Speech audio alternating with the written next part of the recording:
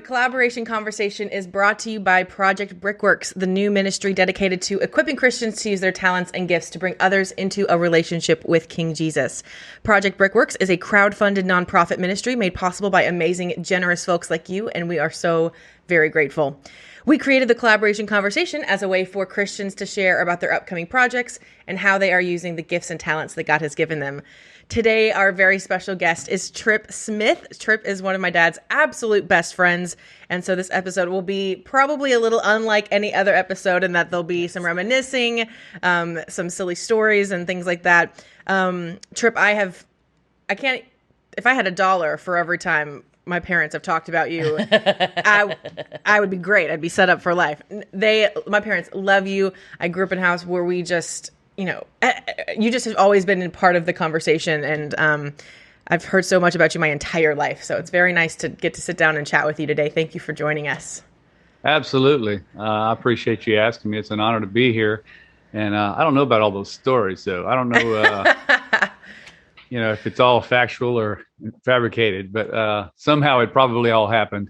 Yeah, some of them were maybe a little notorious, but that's all right.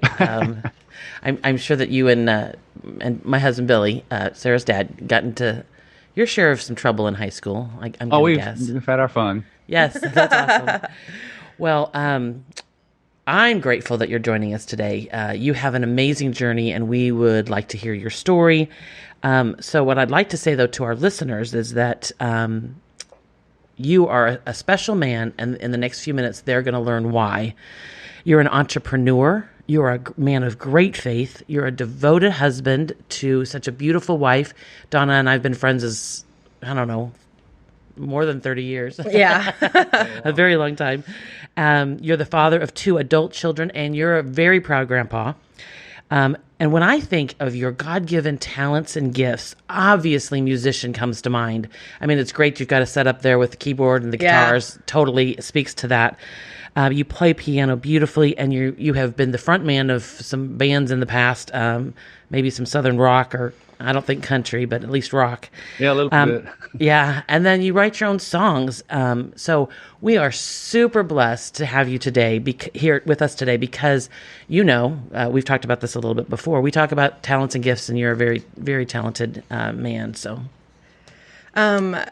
Tripp, Mom obviously just mentioned that you have 2 kids and some grandkids. Tell us a little bit about you and your family. Absolutely. My wife and I been together for quite a while. We haven't killed each other, so that's a good note. Solid. Actually, December this year will be 40 years that we've been married. Wow. Congratulations. That's awesome.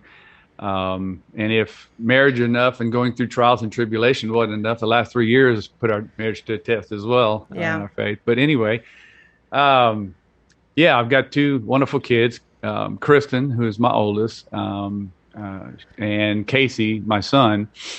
And they both have brought us some wonderful gifts in life. I know Billy's been saying, well, I wish my kids would have some children so I could be a grandparent as well. He said that? I bet you that's supposed to be his secret. Is that a hint? That's funny. But you're newly married, so hey. Yes. Both 2 of his kids are now newly married, so yes. someday he'll get that. But that's so funny you said that. That's right. My mom is not shy about expressing those desires, and my dad is just like, whenever. But it's nice to know that that's not really how he feels. Yeah, God's timing. Amen to that. God's timing. Well, so before we get jump into your story, I was thinking it'd be a little bit interesting to hear how you and Billy met. Just give a little bit of history and context to. Sure. I mean, to our friendship that has gone, back over at least 3 decades. Yeah, Billy and I go back to high school. Didn't really know each other personally at first. I mean, I knew this guy that played the trumpet in the band. Was very down to earth and relaxed, Well, and he's a year older than you, is that right? He is, okay. and he's still got that persona today. He's just like, I said, Billy, when I grow up, I want to be like you, man. You're just like, I don't know what's going on in your mind, but you are so just like relaxed, and that's kind of what he that's the image that I got of him. Somehow, I don't recall exactly because obviously I had garage bands in junior high and things of that nature. We played on occasion, for these little teeny parties, high school teeny bop party or whatever you want to call them.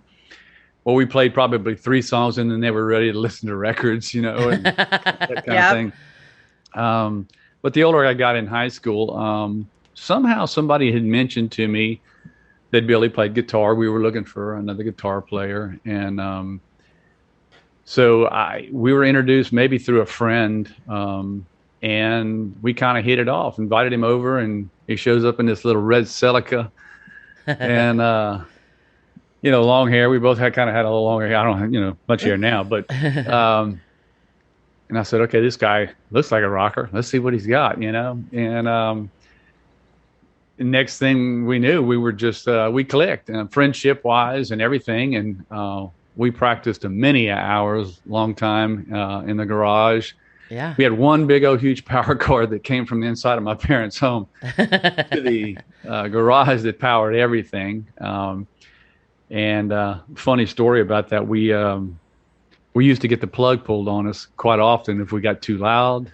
Oh, of course, that would not make us too happy in the middle of turning off equipment and just everything going out. Yeah.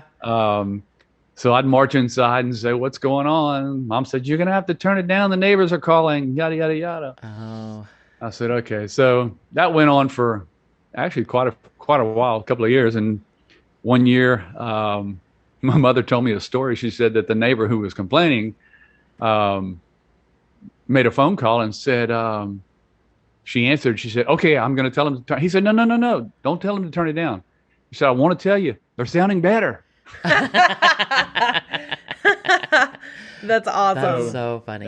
Then we played a few gigs here and there through our high school years, and just become really good friends. Not only the natural but spiritually as well. I mean, we kind of just a kinship, and Billy's still one of my very closest friends, if not the closest friend that I've got.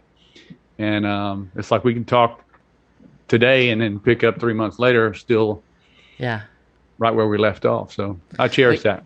That's awesome. When we go down to visit his parents in Jennings, it's busy. There's, we see his brother and their family and, running around and running over to units and all this, but he always makes time to make sure he sees Tripp. So. Well, and I think there's such a small story, but even as recently as a couple weeks ago, my grandma was having trouble with it was my bridal shower. And you came over and you helped her with the technology. And to me, that's just, your family, you know what I mean? And so that just was really sweet and special. And I was really grateful that you were willing to do that. So thank you for that. You're welcome.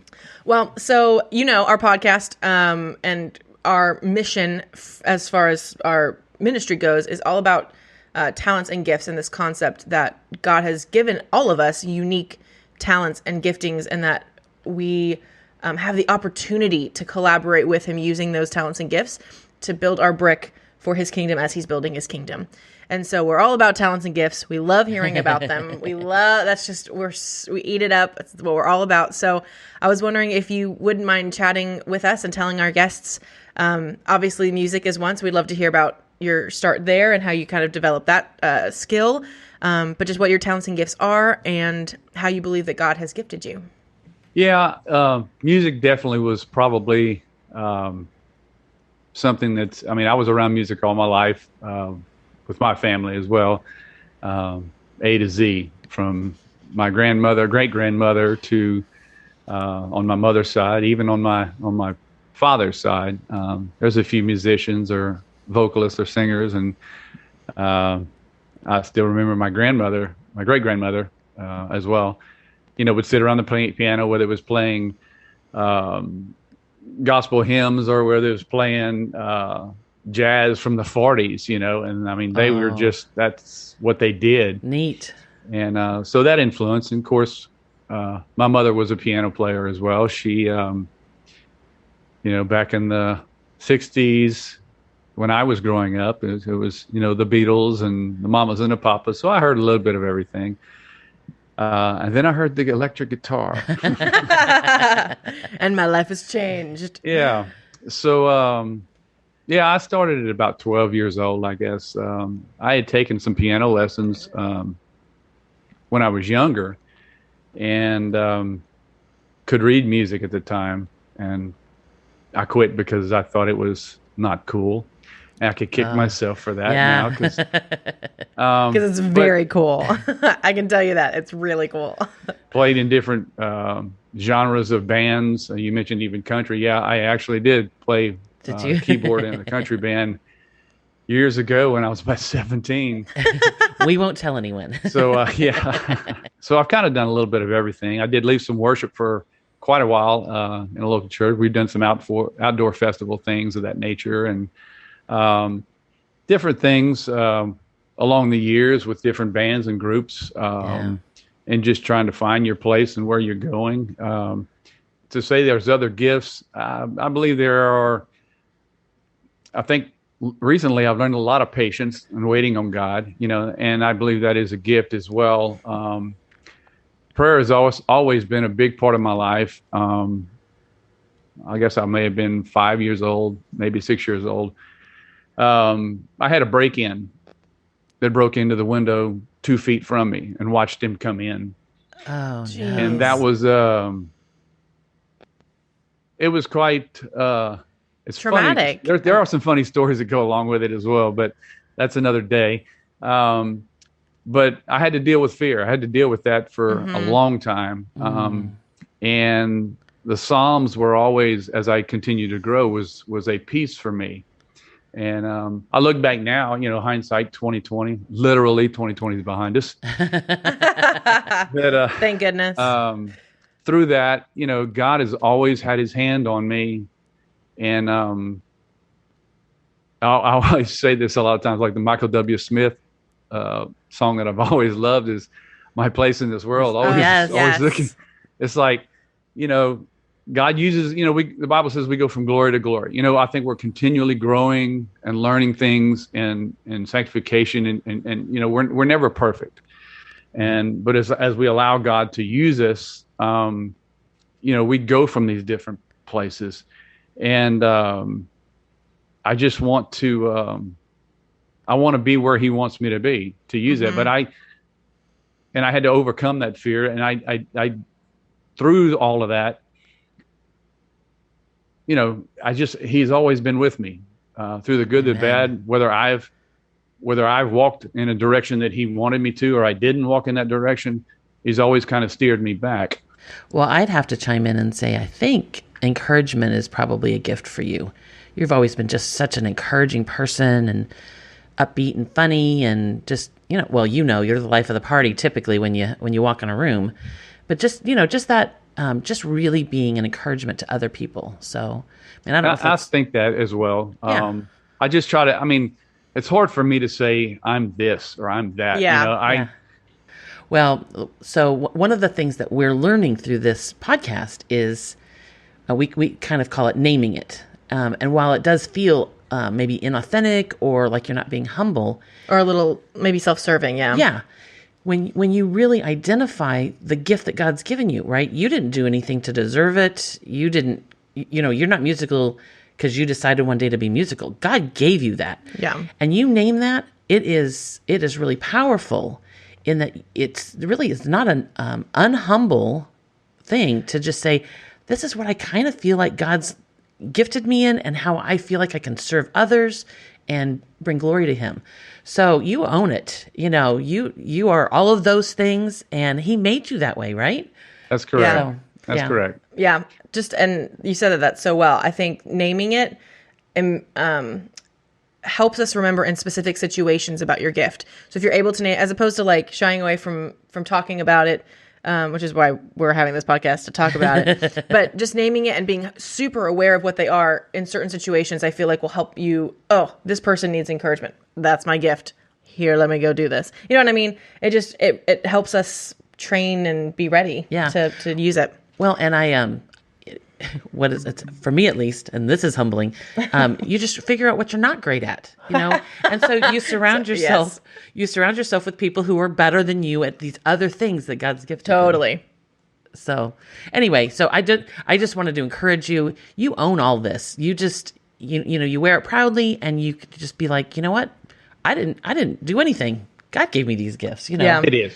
It's and anyway, it just can really be edifying to the body of Christ, I think, sometimes when we name it. Totally. So the reason that we're having you on our podcast is not just because of your talents and gifts, but that you have this incredibly unique story, and you have promised God that you wanted to share that. And we, as Sarah mentioned earlier, you helped Granny with some technology. And you and I were talking about when we were going to record this, and you said, I can't plan out that far away. I live one day at a time. And that just was profound to me. We should all be living that way, making the most of every moment. But still, I have to plan ahead, so I had to get you on the calendar. But that led to us really wanting to hear your story. Where do we begin? I guess we'll go back to 2018, and May of 2018. At the time, I didn't know. I came home that afternoon, wasn't feeling well, probably around 4:00 that afternoon, and just something didn't seem right, and just had this gnawing in my back shoulder. Started getting a little nauseated, and it was close to the time my wife would be coming home. I called and said, I'm not feeling too great. Something's going on here. And long story short, just really kind of started getting cold sweats and not super, not really knowing what was going on, but I felt a little raspy at the time. So I was thinking possibly maybe pneumonia or something. I didn't know. And this was on a Thursday night, maybe. I don't remember the actual day.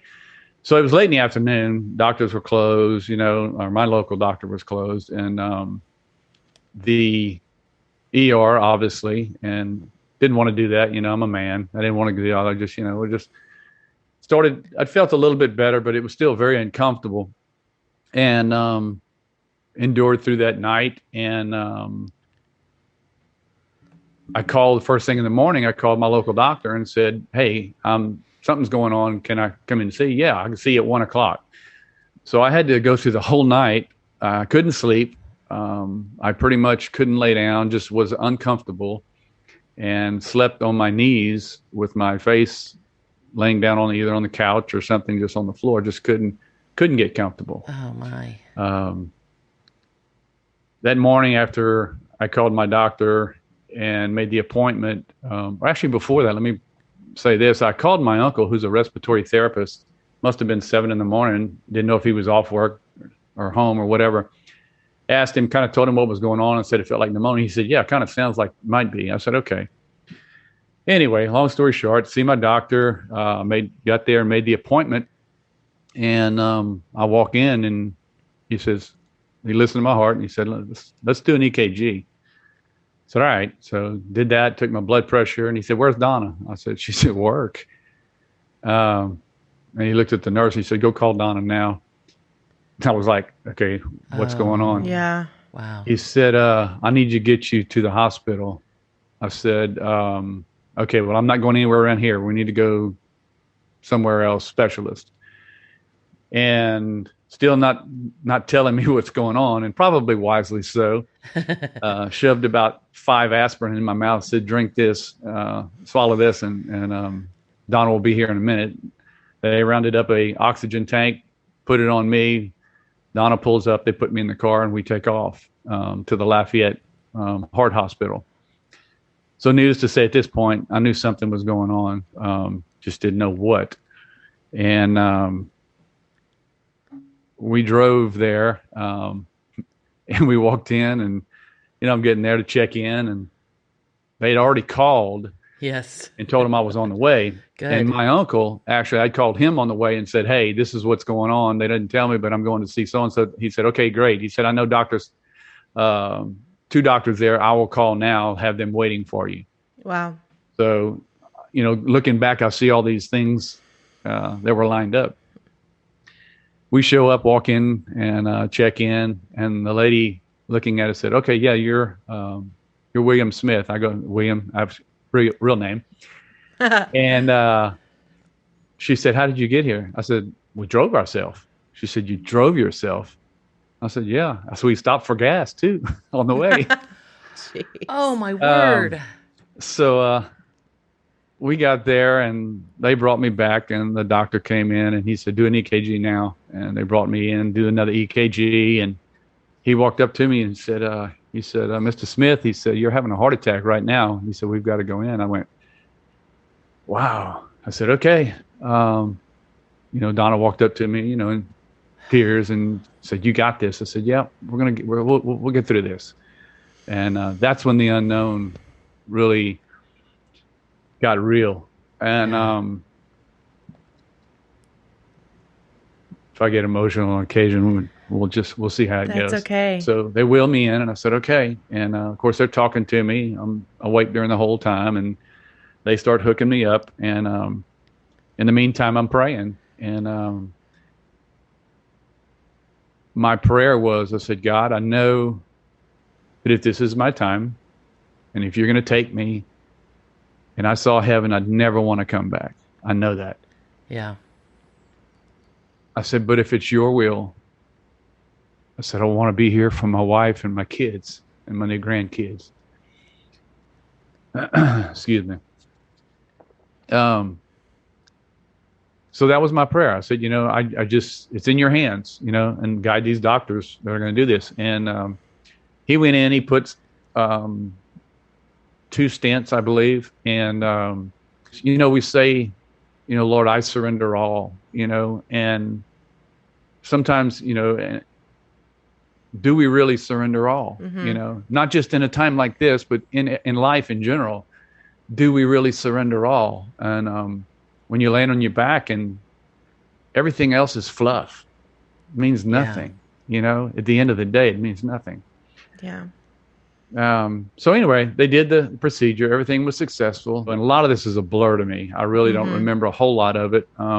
Family was there, my parents as well. And so finally, I guess maybe the week after being there a week, I finally was able to walk and things of that nature. And he said, "Okay."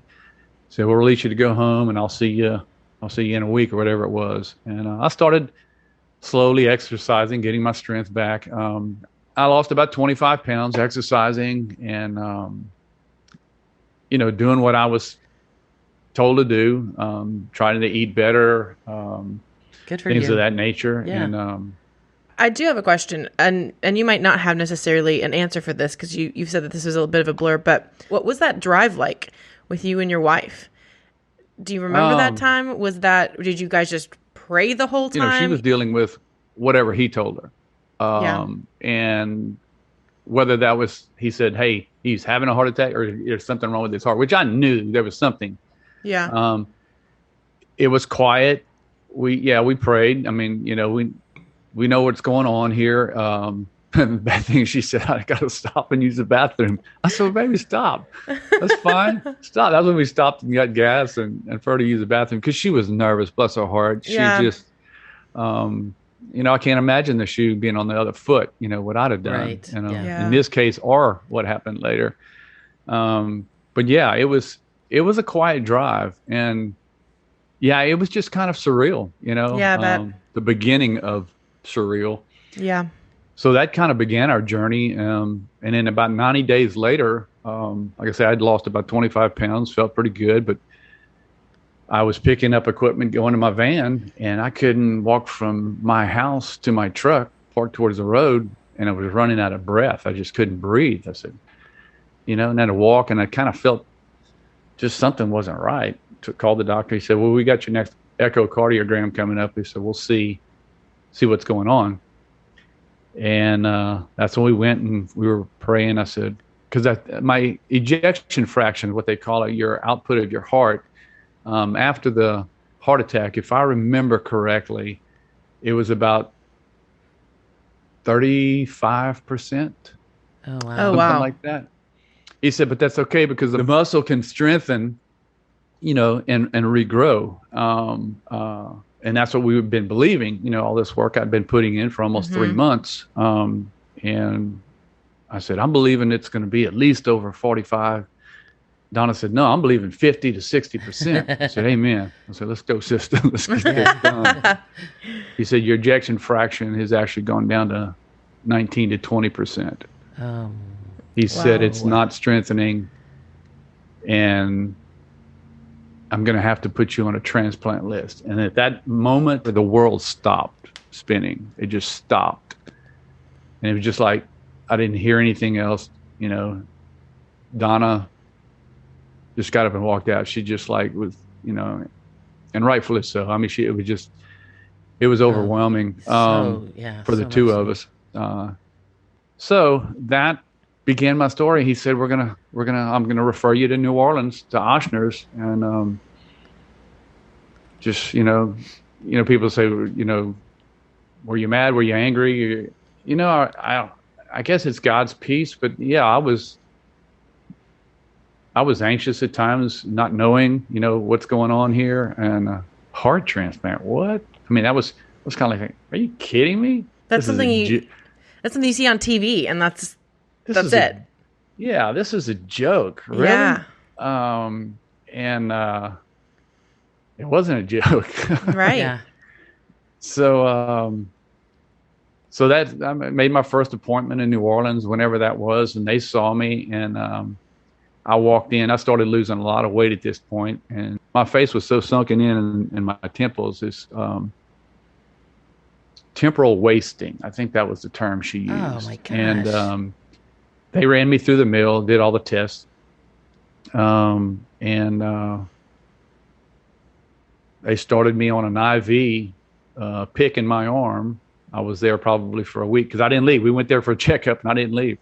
Oh, wow. Again, my biggest thing was, kind of like when I told you about the prayer that I prayed. It was like I was more concerned for my family and my wife, and it was just her and her sister and the family. There was only two girls.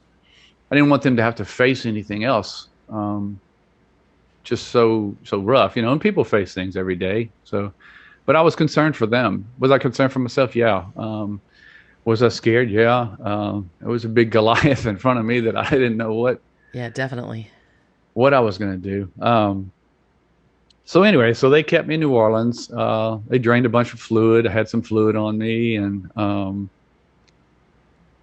then they sent me home. They had to do some tests to get me on the list. I mean, there's kind of like some things that it depends on what your rating is to how high you are on the list. And before they sent me home, they said, okay, we're going to send you home with this. And I said, what's that?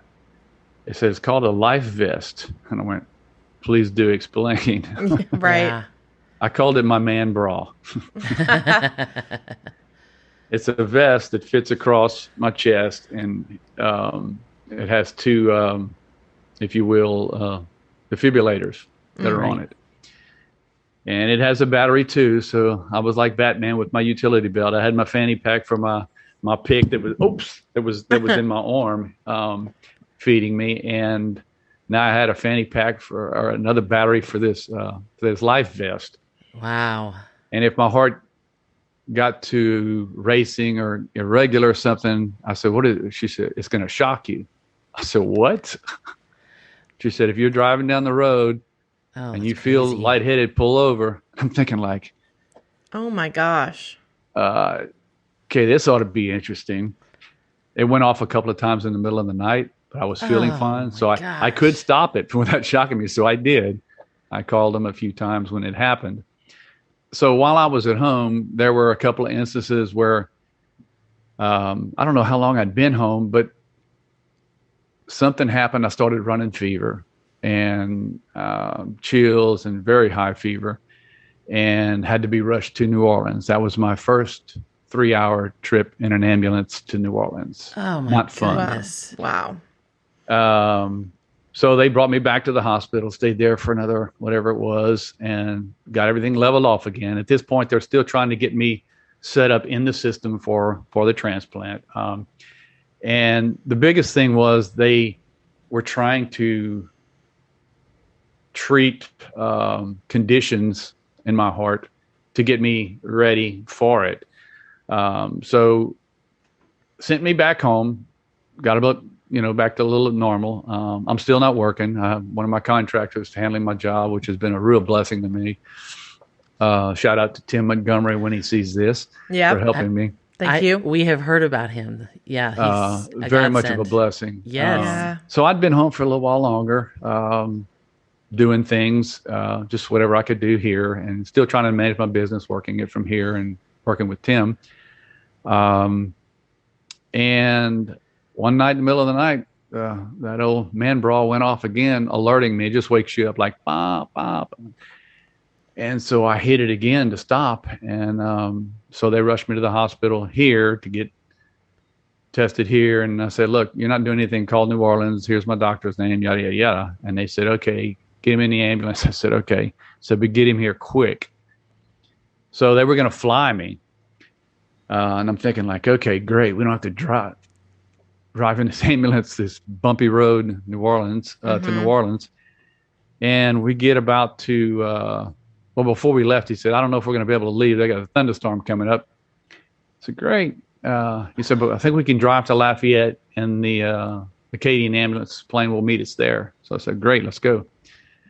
So I'm laying there, make it to Lafayette, pull up back up like they're going to take me out. The airplane's ready for me. And the guy comes out and says, nope, storm moved over to New Orleans. You're going to have to drive. Oh, no. Jeez. So at this point, I'm just sitting there going, I said, okay, guys, don't take Interstate 10, take Highway 90. Here I am telling the ambulance guy where to go. I said, take Highway 90. It's going to be shorter.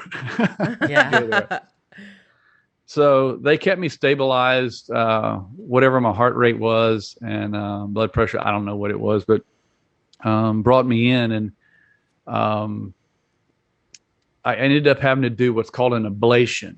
There was something wrong where they go in through the groin, kind of like they did the stents, and they trim off these nerve ports or something of that nature that's causing this flutter or whatever with my heart. So at this point, still felt like a pincushion. Okay, just get it done, whatever's got to be done. And they did. Next morning, everything seemed to stabilize and was able to get back home after that. And during this time, I was on the list, but I was not on the top of the list. They were going to keep me there, and they said they did what's called a right heart cath, and they go in through my neck, and they go in and they check pressures of your heart to see what the function is, if it's the right pressures and output and everything. And one of the reasons they were not going to move forward was I had a blood clot in my heart. Oh, gosh. And so they put me on this 6-week regimen they were going to do of blood thinner to get it down, and sent me home. And I said, okay. He said, this will be your boot camp for 6 weeks. I said, all right, great. In the meantime, we were talking, my wife, my sisters, they were both kind of caregivers and helping me, drive back and forth and things of that nature. And we talked about getting listed in Texas and Louisiana to be on 2 different transplant lists. I didn't know you could do that. And they said, yes. Not that I didn't trust New Orleans or anything of that nature, but we were just thinking, let's try to expedite this. Let's do the best we can to be in 2 different places. So they said, yeah. So at that point, Donna and Erin, my sister, they had talked about it as well and mentioned Houston Methodist. And I said, whatever, I'm just laying here riding along with the game. Yeah. So we did. We made an appointment there. And that was probably Halloween, believe it or not. It was Halloween was my first appointment. Saw the doctors. They kind of ran me through a little bit, and they said, yeah. She said, I'll see what they did, and we have all your results. And she said, we're a little bit more aggressive here with transplants. We do duals. They do heart and liver, heart and lungs at the same time. They do. And she said, we've done over 50 something this year, expecting to do over 60 heart transplants. And I'm like, wow. So like, you keeping them on shelves or something or what, you know? They did the test and they sent me back home and said, yeah, they'd be able to do that. So in the meantime, I'm back at home again. And I got plenty of people. You know, we didn't advertise this a whole lot. You know, I felt we'd do it the old-fashioned way. Family knew about it. I wasn't telling anybody about it. There was a lot of prayer going on, especially with myself and things of that nature. And about during this time, I was in prayer and, you know, many tears. And, you know, I was never really mad, you know, at God. I mean, there were times I was confused and I didn't hear anything. Give me something, God, give me, you know, just give me some sort of peace or nothing, you know, or I mean, something of that nature. And, during that quiet time, when I was back home before I actually moved to Houston, I was just really, really, you know, seeking his direction. And I heard the Holy Spirit say, I want you to start praying for the donor family. It's going to give you your heart. And immediately I lost it right there. I just started, you know, not even thinking about it giving me hope, because God was just telling me, you're going to get a heart. But my main thing was like, you know, and they tell you that you'll go through the recipient remorse, where why does somebody die so that I can live?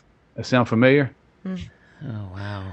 Yeah. Yes. Totally. You know, what Christ has done for us. Amen. And so I immediately got on the phone with my aunt, and I called her FaceTime that day, and we were talking because she was one praying for me, my sister-in-law, and many of them. And I told my wife the same thing as well. And I told my aunt, Karen, I said, God just told me this last night. She said, he told me too, to start praying for the donor family. Went, oh my gosh. Oh my goodness. And my sister-in-law said, God told me to start praying for the donor family. I went, what? Oh my gosh. Out of the mouths of two or three witnesses, you know, yes. that every word be established. And so that brought me some peace. And that was amazing. And when I left Lafayette before all this started, the one thing that was stuck in my heart was Philippians 1:6, that I'm confident of this one thing, that he who has begun a good work in you will be faithful to complete it to the day of Jesus Christ. Oh, amen. And Philippians 1:6 was my mantra through this whole thing. Yeah. So I get back home, make the next appointment, which is in November, to go back to Houston. And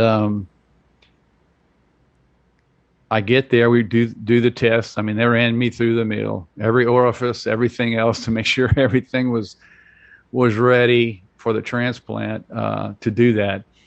And we started walking. We were leaving after my appointments, and man, I just couldn't breathe anymore. So I said, call the coordinator that was working with us. And I told her, she said, let's go check something else, check your blood one more time. And she did, and she said, I'm going to admit you. I said, okay. So there I stayed, and I didn't leave. I was in Houston, and we decided to move all my care there, and they took all the time from New Orleans and moved it over, so I didn't lose any of my time on the transplant list. Right. But I was in such critical shape that they were able to put me up on the list.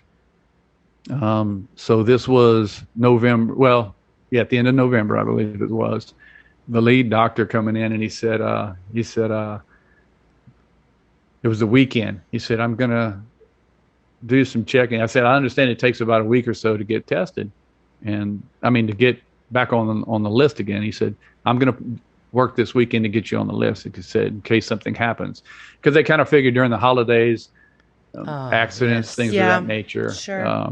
I mean, you can just imagine the thoughts I was having. It's just like, I mean, even though it's still surreal, you know, you're thinking that a life's going to be taken to give me life. Right.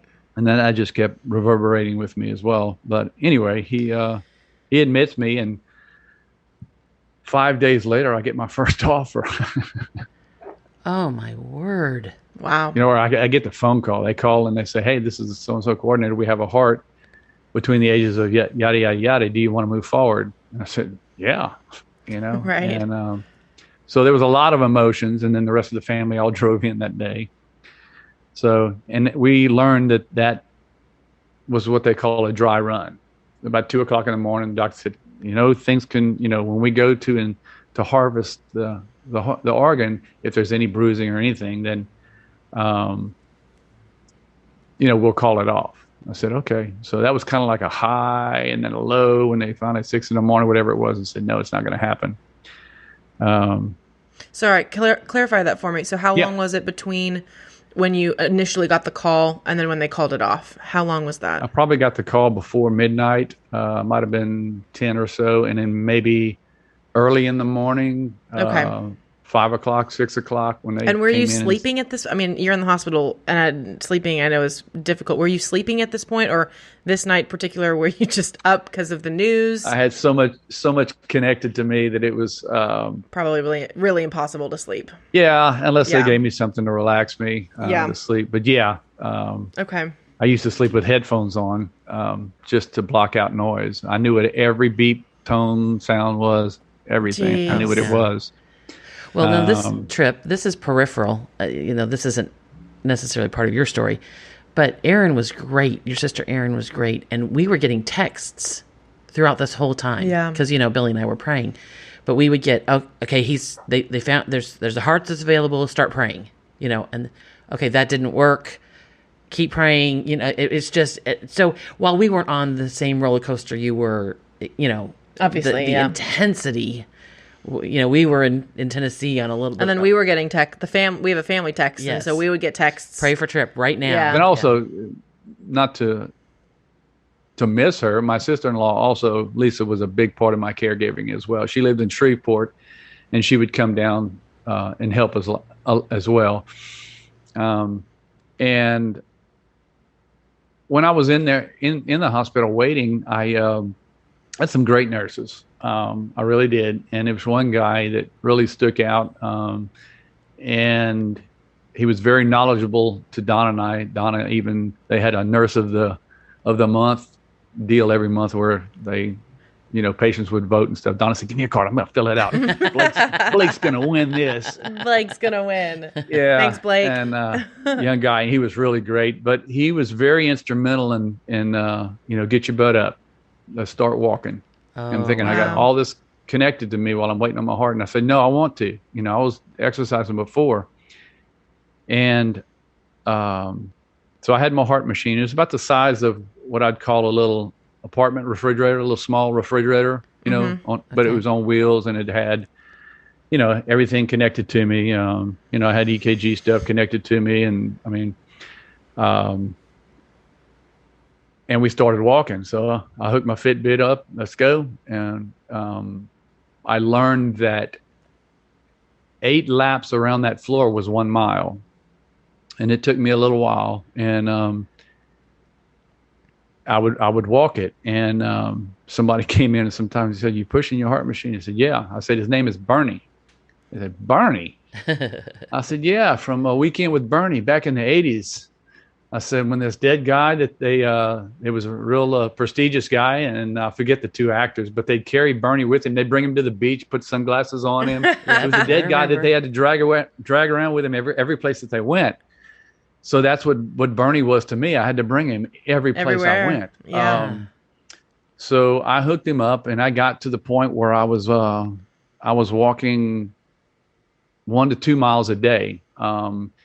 And I wanted to be as strong as I could going into the surgery. My doctors were seeing this, and I'd lap people. We're walking. We're doing what we can. And finally, they came back after a while and said, "We're gonna have to cut your walking hours down. You're cutting into the nurse's time for working." Oh no! Gosh. So you can't walk as long as you walk anymore. I said, "Okay, I get it. Thanks." But I wanted to be, as fit as possible. Yeah.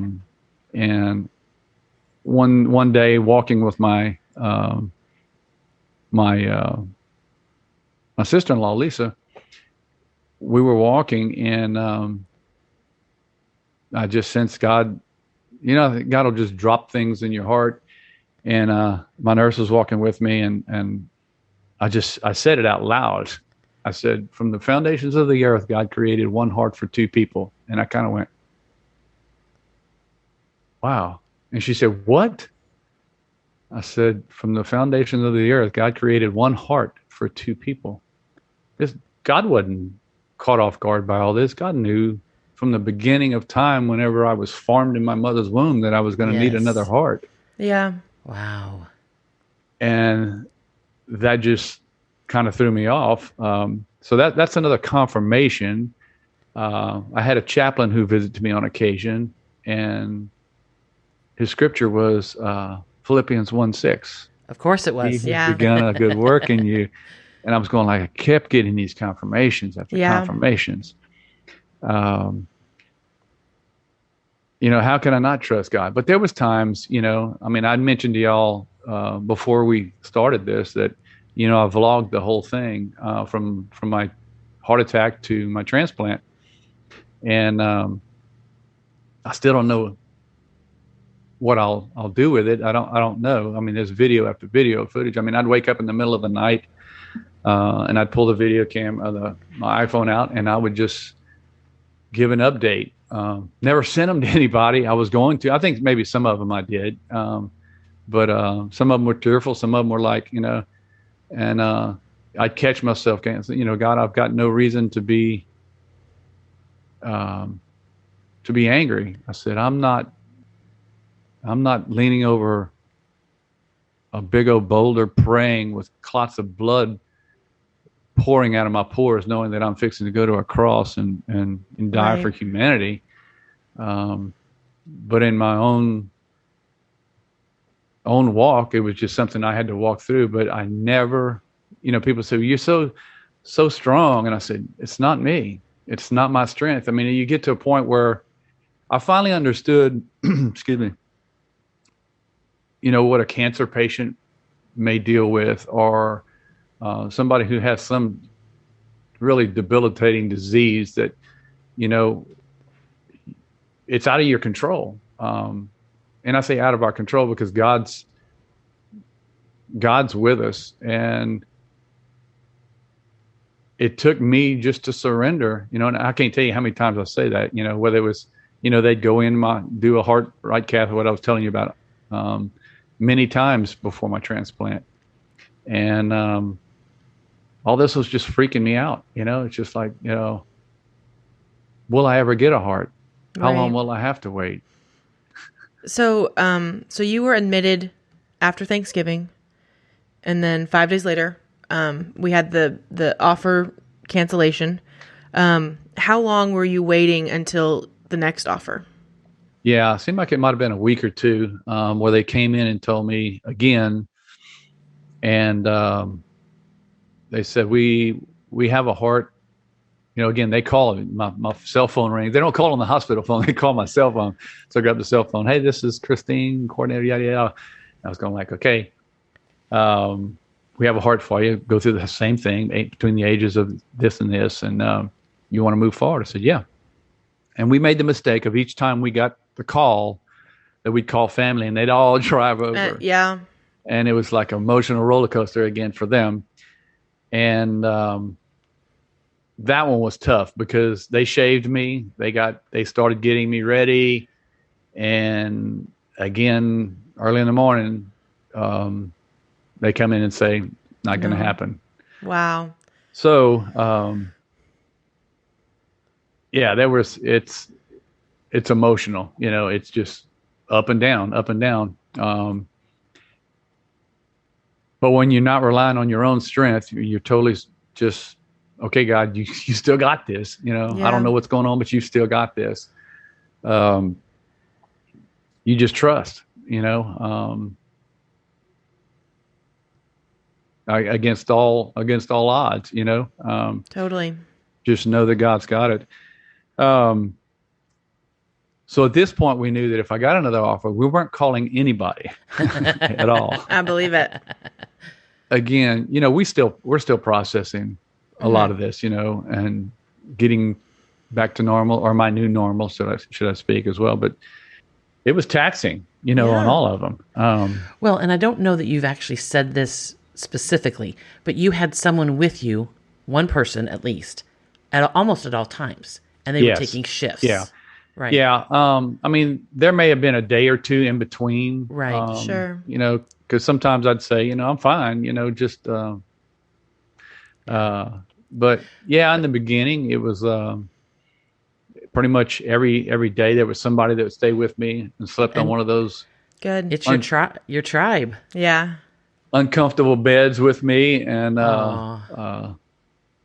yeah, it was just kind of, they sacrificed, and for the many prayers, the thousands of prayers that have gone out, I can never thank everybody for that as well. Well, who was with you the third time? We still call it only 3 times, but there was another time that a doctor walked in. Don and I were there. This was before the other time. And he said, I'm surgeon such and such. And he said, I just want you to know that you're on standby. I went, what do you mean? He said, well, you're on standby as secondary for somebody who's getting a transplant. He said, but he's getting a heart and a liver. And if the liver is bad, we have to give the heart to somebody else. We're not going to just give him a heart and not the liver. So right. He said, you're on standby. So I said, okay. And again, we weren't getting too overzealous about this or anything. And Don and I both talked about it and prayed. And I said, God, if this is for this guy, then let him get his organs, that's for him. I don't want, let that be for him. And I found out late that next morning, he said everything went well. He said he was able to receive them. And the funny thing while I was there, it was, there was so much going on. I can tell when somebody was getting their transplant because the nurses would run. I could see them running towards the room or whatever to go get the person. It was time to wheel them in. Wow. And I'm thinking one of my vlogs that I said I was doing when I was going like, God, I said, I know mine's coming, but how long am I gonna have to wait? And I guess that's just the human part of us, wanting to know, I see them getting theirs. When can I get mine? Yeah, totally. Well, let me say this. I had a good pastor friend of mine and his wife from here that drove all the way to Houston. They wanted to come see us and prayed with us. And he said, I really believe, God, you've got a heart prepared for him that's coming soon. He said, I believe it's going to be here in a week. I was going like, wow, he's putting a stamp on it. Yeah, that's pretty bold. Yeah. So I received that. And actually got the phone call. Aaron was with me that night. And we were watching the New Orleans Saints Super Bowl. No, the last playoff game before the Super Bowl when they got rooked out of the Super Bowl from a bad call from we don't talk about the Vikings, if I remember correctly. And I said, you got to be kidding me. I'm sitting there, click, turn the TV off. Yes. So that might have been 6 o'clock or whenever that was. And I got on the phone. I was talking to Donna that evening before I go to bed. And my cell phone rang again. I had a call. I said, hold on, let me look at it. And it said Houston Methodist. And I went, you kidding me? So I answered and said, hey, Tripp, this is Christine. I said, hey, hold on a second. I got my wife on the phone. So I conferenced her in with us. And in the meantime, I think Erin had left. She wasn't in the room. She went to go do something. I don't remember what it was. And so I'm talking to her, and she says, we want you to know that we have a heart for you. And, of course, we're going like, okay. Yeah, I'm sure you do. I'm sure you do. But she says it's between the ages of 20 and 30. No Hep C, no HIV, clean heart. Do you want to move forward? I said, yeah, absolutely. So at this time I was pretty comfortable to say, okay, this could not be the one as well, Yeah.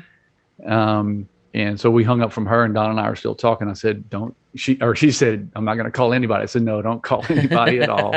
Wait. Because it doesn't really happen immediately anyway. So we hung up, and I said, I'll keep you posted and let you know when I found out more information. I'll let you know. When was this? This was... You mentioned the game, so sometime in the 8th. January. That would have had to been the 20th. The 20th. So Aaron's still out of the room, and I pick up the phone and I call my parents. I said, hey, guess what? And so we got a heart coming. So at that point, things started getting pretty real, and started seeing anesthesiologists. All these different people started coming in, checking me this. They shaved me again and been through this routine. And so they said, we'll let you know in a few hours if we're still good. So I guess it might have been midnight or maybe a little bit afterwards. They said, everything's a go. They called you and they said, we're going. Yeah, he said, this is it. He said, but it's not going to happen probably until 9 or so in the morning, maybe. They were starting to prep me. Things were getting close. And then they called back and said, hey, it's not going to be 9. It's going to be a little later than 9. We've still got a couple of things to do. I said, okay. My chaplain at the time who came in, we prayed again and believing that, Philippians 1:6, God's not through. There's a plan for this. And they started wheeling me out, and that's when things got really real. And I said, I looked at Donna, and we were talking and kissed her, and I said, I should remember on the video I looked at her and said, I love you. And as they wheeled me out, and bring me in the OR, and kind of had my same prayer that I did back in the beginning when I said, God, if it's your will, I want to be here.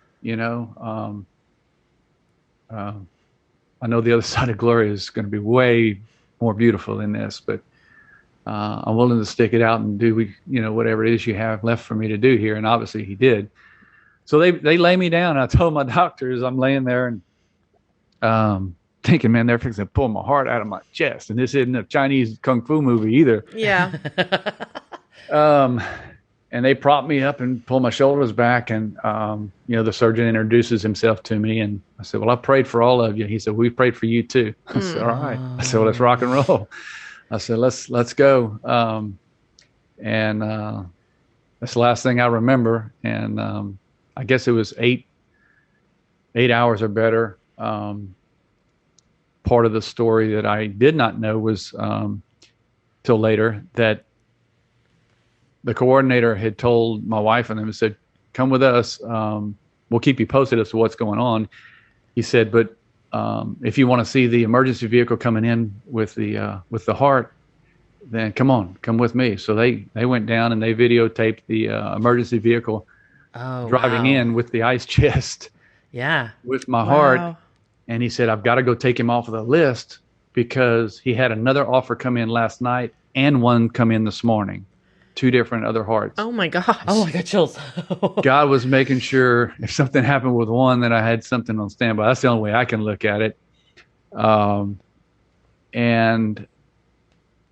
that was just the beginning of the journey. I got out. I remember waking up, having the tube in me, and them talking to me, and you understand me? And I was like, oh yeah, I got the thing. Yeah. And asking me a question, but I couldn't really convey it. It's like inside you're going, I want to tell you. So I got a bunch of spit in my mouth. I need you to get it out. And he said, they went, no, Mrs. Smith, we can't take that out. I said, give me something to write with. Yeah. So somehow I wrote suction this or whatever. And they did, but I want to say that next morning or whatever it was, they took me off of that, woke me up. And the next day they made me sit up. Wow. And following day, therapist came by and says, we're walking today. And I said, Okay. Oh my gosh. So I did my Tim Conway walk, if you will, with the little walker, doing my slow little steps, Yeah. and with them monitoring me, watching me. And she said, "We'll walk around the floor." I said, "Okay." And very, very slow. Got back. I was very tired, still on medication, so I didn't have a whole lot of pain, but there was some, in my chest area. But she said, "Well, that's good." I said, "No." She said, "What do you mean?" I said, "We're going to do one more lap." She said, "You kidding me?" I said, "Yeah, let's do another one." So we did another one. She said, "You're not going to need me for long." um, so that kind of began the journey. And I had a 20-something-year-old heart, and living a life that's not only being born again, but being born again again. Yeah. And giving a second chance at life.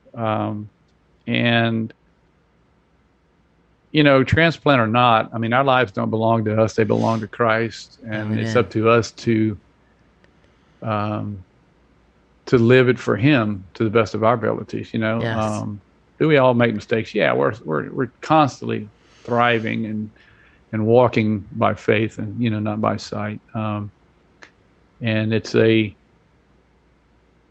guess going through something like this, again, I never wanted to be that guy to say, "Why me, God?" Did the thought come across my mind? Yeah, but I never wanted to say that audibly. I just, and that has to be because of the Holy Spirit, not of my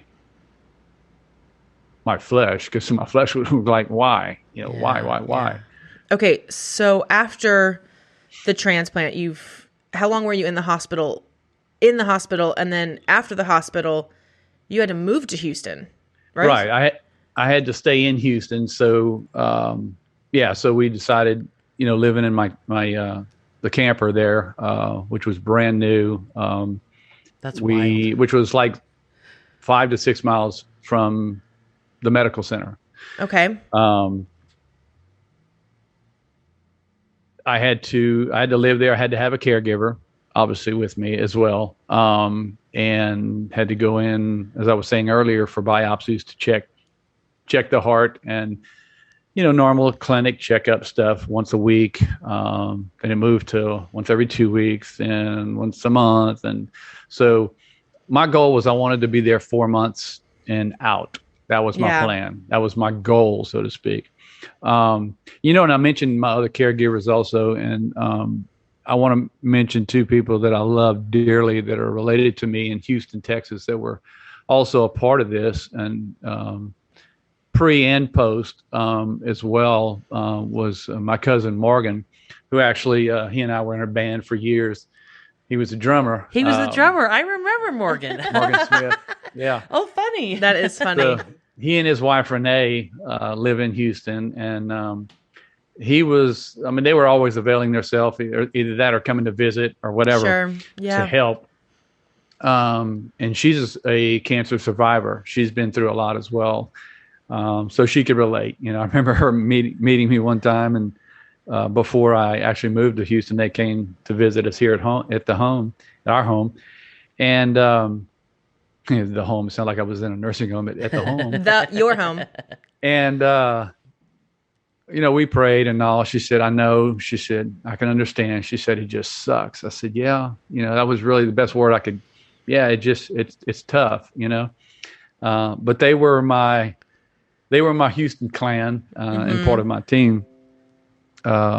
So living in Houston, had its own trials with it as well, because you're at home, you're trying to learn, you're learning this new normal now. The one thing that was great, there was nothing hooked to me anymore, nothing, at all, nice. And,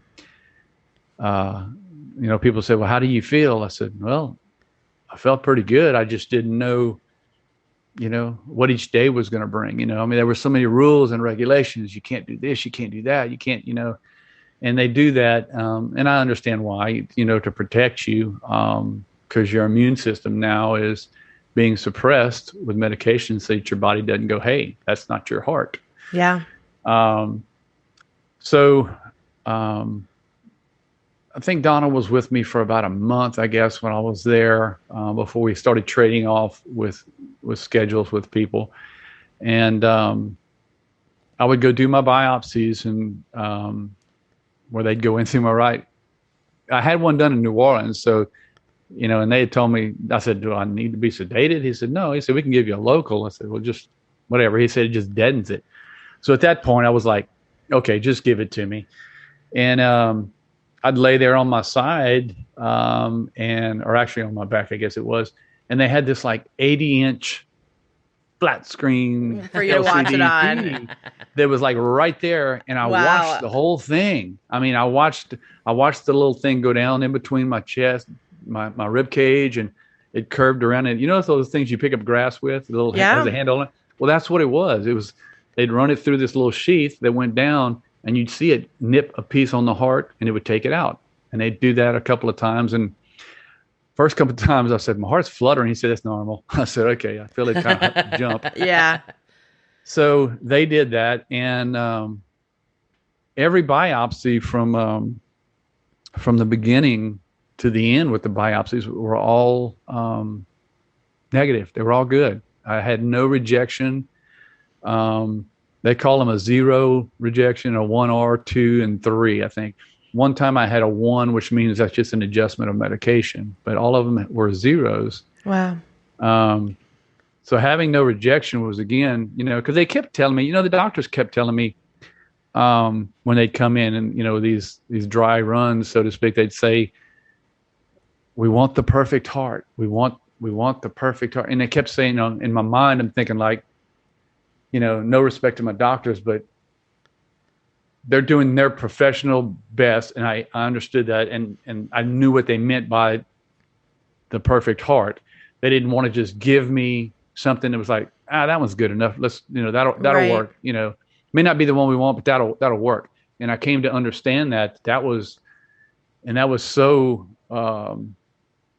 relieving to me. I even had a doctor come in one time. He said, "How are you doing?" Before my transplant, he said, "How are you doing?" And I said, "I'm pretty good." I said, I walked another 2 miles today. He said, "How are you doing up here?" Yeah. And then I knew what he was talking about. I said, mentally, I said, "I'm okay." I said, "I have my moments, but when you're laying there and all you hear helicopters flying over all night long, thinking like, maybe that one, is that it? Yeah." So, but they wanted the perfect heart, and so to have no rejection was like, God picked the right one, Mm-hmm. and I've since met people that are 10 years out, that I'm friends with through network, social media, through either out of Houston or they live different places, who are networked with other people, and some people are 20 years. One lady is over 30 something years out with her heart. Wow. And we're not promised tomorrow. I mean, I don't know what tomorrow holds. But just having that chance to live a full life, and carry out what God still has some things for me to do. Yeah. All of them I'm not sure of. Some of it I do, but I think there's a bigger picture that I don't know if I mentioned this before, but I think in one of the Bible studies on Friday mornings I mentioned that it's one thing to have a good idea. But it's another thing to have a God idea. And I don't want to put legs to anything, even if it seems like, oh, that's a good thing to do for God, or that's a good thing to do for this. I don't want to, and I guess there's a balance with that too, because you have to walk by faith. You have to step out and do something. But I really want to discern the best I can to know exactly the steps to take. I don't want to take something that's going to waste, time and go like, that really wasn't the direction God wanted me to go. So that's something that stays with me after this. It's like I want to do it right, so to speak. No, not so to speak. Yes. Yeah. Exactly. Yes, totally. Totally. Well, you've talked about the mental side of this and the just the fact that somebody else had to die in order for you to live. And so I just wanted to ask you about, was there a period afterwards of some mental healing that you had to go through? You kind of talked about did the hospital provide that as far as just the... Yeah. I know that's such a tough and hard to comprehend question, but I know that's a really important part of your story. Will you share that with us? It is, absolutely. It is. It's probably, if I had to say, throughout everything from the beginning to the end, the mental side of it, the transplant was a piece of cake. Right. Wow. Compared to the anxiety, what sometimes I guess people would call the PTSD, like a soldier. Because even when I go for checkups, I get anxious, I get blood pressure elevated, and they say that's normal, and what. And because I was, and there's another reason for that too, and I'll share that as well. But you're dealing with things that, you're given a handbook that says it's about this thick of everything you can do, everything you can't do, and to be safe and to protect yourself, against bacteria, viruses, colds, whatever. And I was literally afraid of my own shadow. When I'd walk outside, if a bug landed on me, I was like, okay, and then start thinking, man, if a mosquito bites me, I'm really in trouble in the South. Yeah. So it's just all those kind of different things that you deal with. And this was, in the very beginning. And as time went on, they tell me, we tell you those things because you're really, really suppressed in the beginning, very much with a lot of heavy dosage, that it's easy to contract things. And but as time moves on and your dosages come down, which they have, we want you to unlearn some of these things. So it's kind of like being programmed and then having to deprogram myself. Yeah. And they offered somebody, to come in and talk with me. I talked with the chaplain that come in. He and I really had a good relationship. We talked a couple of times, and then they sent, I guess, the psychologist one time, and she came in, and we talked briefly. She said, "You kind of the person that does the what ifs, or this and that." I said, "Yeah, I overanalyze things." I said, "But to be honest with you," and I said, "No disrespect, and no disrespect to the psychology world, and I just never have been to a counselor, so to speak. My piece has always been in prayer time, and not to say that seeking counsel is wrong, at all, by any means, because I did, even post-transplant for a little while, they had offered to do it, or said that I should do it, but yeah, I was kind of like, I overanalyze everything. And it's just always kind of been my nature. I just, I think too much sometimes. And that's, but I had to learn to overcome that and, and go back to my years of what I was telling you earlier of how I had dealt with that as a child when, when someone broke into my house and dealt with that fear. God's not giving us the spirit of fear, but power and love and a sound mind, the Bible says. Amen. And I had to just hold to those things and just move through them.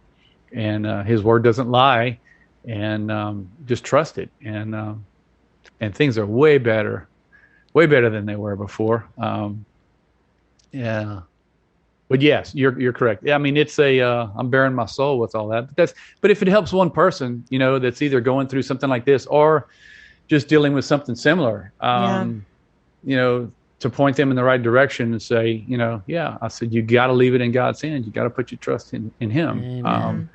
Because like I said earlier, at the end of the day, that's all that matters. Everything else is great and fine, but where are we going to be? Where are we going to spend eternity? And we've all got a choice to make. And if one person can see that, then I'm happy. And there's still some, like I mentioned before, there's still some things that I have a hard time looking at, whether they're pictures or videos. It's like, man. But then on the flip side, it's like, look how far you've come. I hear people tell me that all the time. I remember Billy telling me one time, and when I was in New Orleans, he came to visit me. I guess you remember that. I do. He and Bo were passing through, going to a game, I believe. Probably. And he came to visit me. We sat down and we talked for a while. And he said, man, he said, I don't know if I could do what you're doing. He said, I don't know if I'd have the strength to do that. He said, I said, brother, it's not my strength anymore. Yeah. It's not me, and he said, well, I admire that. And I said, well, I appreciate that, but remember, it's just me relying on him. It's just, but to hear, somebody from the outside say that, that means a lot, But that was, kind of like I mentioned, that even my nurses, they came in, they knew where I stood, they all knew my stand faith-wise, and my doctors too. And I had some of the greatest doctors that, in New Orleans and in Houston, but just, but I wanted to make sure that I was a witness to every person that was there, that regardless, how did Paul say, whether I live unto Christ, if I die unto Christ. I didn't want to die, but I wanted to exemplify some sort of, even through my hardest time of my life, for them to see Christ in me. Well, so on the other, I say on the other side, but this is a journey that you'll be on, for the rest of your life. But on the other side of this, what does this look like for you moving forward? What, is this going to impact, has this impacted your music and what you write and things like that? I've written for years, and Billy and I talk about, I have so many unfinished projects that I haven't completed. And, I'm still moving in the same direction, whatever I feel, God directing me, whether that's worship style music, or whether that's, I did years ago, I was in a worship seminar when I was leading worship years ago, two different ones, but there was a couple leading worship, and they had said, music is a spiritual force before it's an audible force. Let that sink in. And that was something that's always resonated with me. And I was very legalistic to a degree, that where it always had to be, okay, if a song didn't say the word Jesus in it, then, well, it didn't really glorify God. And I'm stepping in an area here that's something that I've wrestled with, so to speak. But, God's created all things for his glory. Yeah. And he gives us the ability to create things, whether that's a book written about somebody's wife or their husband or their life or their journey. And the same thing with music, whether it's about life, whether it's about love, whether it's about his creation, whether it's about worship to God. That intensity has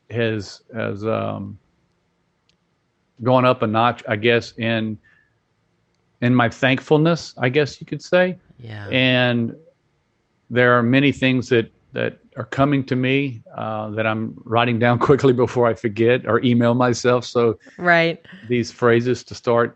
So I don't know where it's going to go. At 58, we'll be 59 this year. And, God uses us wherever we are, and whatever facet we're in, Very cool. July of 2019, I was home for a week or two. They let me come home and then go back. I got back and I had my final biopsy to do, and then they were going to talk about releasing me to come home. And I get back and I go do because I was doing 2 to 3 miles walking out at the resort where I was, and finished all that and ate supper, went to bed, and woke up at about 3 a.m. with chills and fever, just like, what's going on? So get in my vehicle, drive at 3 a.m, go to the ER, get there, get me checked, bring me to a room. Blood pressure's dropping. They said, we're going to have to move you to ICU. I said, what? I said, because your blood pressure's too low, we want to put you in ICU. I said, okay. Well, everything escalated so fast. I didn't know what they said. Well, is your wife with you? I said, no, she's at home. I said, she said, you want us to call her? I said, yeah, I'll call her. I ended up contracting a viral infection, and my whole body was shutting down completely. Oh my gosh. Holy cow. And I didn't know this at all, but they worked on me for however long it was in the emergency room, in the ICU. And they had to give me what's called, if I'm pronouncing it correctly, vasopressors. And what it does is it forces blood to move to your vital organs, and the other extremities don't get as much blood. And I had 5 fingers when this was all said and done that were black as this microphone. They looked like I was frostbit. And 2 were my right hand, my finger, and my thumb, and fingers on the other hand. So I had 5 fingers, and that was it. That were damaged in 5. The only 5 I could use were these, and this is how I used to open up. Oh my gosh! My packets for my coffee, to drink coffee in the morning while I was in the hospital. That put me in the hospital for 20 days. Oh. And I was going like, what's next? I mean, devil, you're going to keep throwing things at me. I said, you know what, God's still going to, follow. That was another scare, because I was going, God, if I never play the guitar again, I was thinking, okay, if they cut this finger, which they ended up having to do, they cut an 1/8 of an inch. They had to amputate the 1/8 of an inch of my finger because the bone was sticking out. But I was thinking, well, if they cut it off about right here, let's see, I guess I could still hold a pick if they cut it, cut it right here. Oh, I was trying to be optimistic, but yeah. So that took a lot out of me as well. Yes. And that was a scary, and everybody's different. I mean, that gets a transplant. It's not that everybody goes through that. It's just, that was my flight. And, but that was something else that created that fear again. Man, I was going like, God, and was afraid to do anything. But back to the music, I'm still trying to get my fingers back and doing things. And